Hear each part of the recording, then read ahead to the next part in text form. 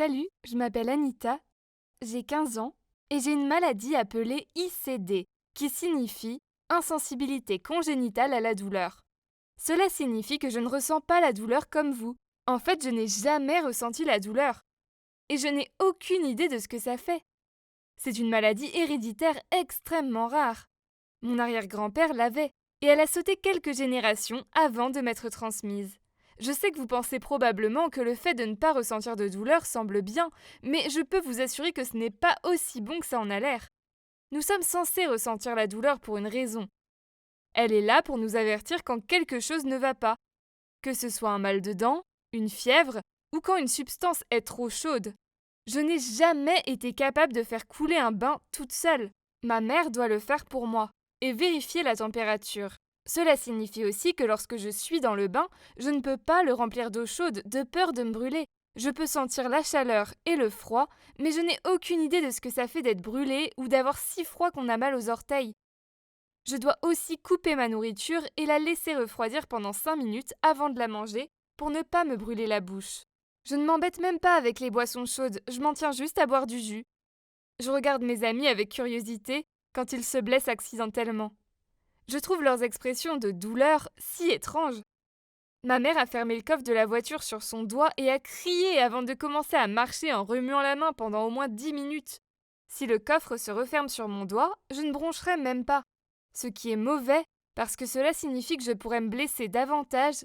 Mon arrière-grand-père, celui qui avait aussi un ICD, est mort à l'âge de 40 ans d'une maladie cardiaque. Il n'avait aucun symptôme à cause de son ICD. Donc il n'avait aucun signe avant-coureur qu'il était grièvement malade. Mes parents sont terrifiés à l'idée que je finirais malade moi aussi, et que je ne m'en rendrais pas compte. Ils m'obligent à aller chez le médecin pour un examen mensuel. Il n'existe pas de remède définitif contre la ICD, bien qu'il existe des traitements expérimentaux. Mes parents ont refusé, car ils ne veulent pas que je me sente comme un cobaye. Ils disent que c'est à moi de décider si je veux essayer quand j'aurai 18 ans. J'ai des cicatrices sur le bras, que j'ai eues quand j'étais au restaurant et j'ai renversé une tasse de thé bouillante dessus. Mais comme je n'avais pas mal, je n'ai pas bronché, ou je ne l'ai pas mise sous l'eau froide. Une fois, je suis tombée d'une structure d'escalade et je me suis tordu la cheville, mais j'ai continué à marcher dessus pendant le reste de la journée. Ce soir-là, ma mère a vu que ma cheville était enflée et m'a emmenée à l'hôpital.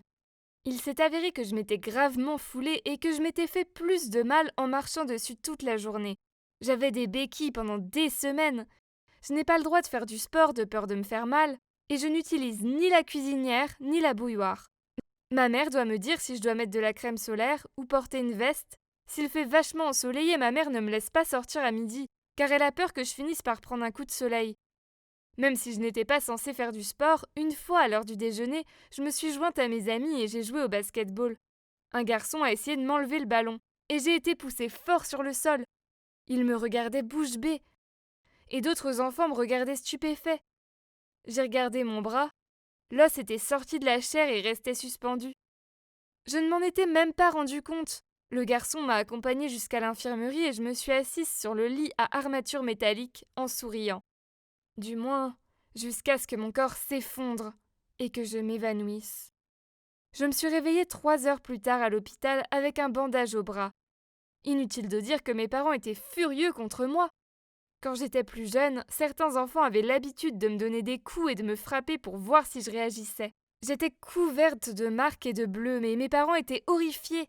Ils se sont plaints à mon professeur qui a donné une conférence à toute l'école sur les dangers de ma condition et comment leurs actions auraient pu me conduire à l'hôpital. Maintenant que je suis plus âgée, je constate que la plupart des enfants essaient de s'éloigner de moi, de peur de me faire du mal accidentellement, surtout depuis l'incident du bras cassé. Ça me rend triste, mais je n'y peux rien. Mon amie Kayla dit que je suis comme une vraie super-héroïne. Je ne pense pas avoir de super-pouvoirs du tout, je préfère de loin être capable d'avoir une super vitesse ou de se rendre invisible. Je m'inquiète pour mon avenir. J'espère que je ne vais pas tomber malade et ne pas m'en rendre compte comme mon arrière-grand-père. Mon état me rend parfois la vie difficile, mais je ne vais pas baisser les bras. Je ne suis peut-être pas une super-héroïne, mais je suis moi.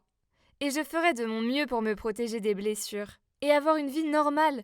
Merci d'avoir écouté mon histoire. Cliquez sur j'aime si vous croyez que nous devons tirer le meilleur parti de nos vies, quels que soient les obstacles auxquels nous sommes confrontés.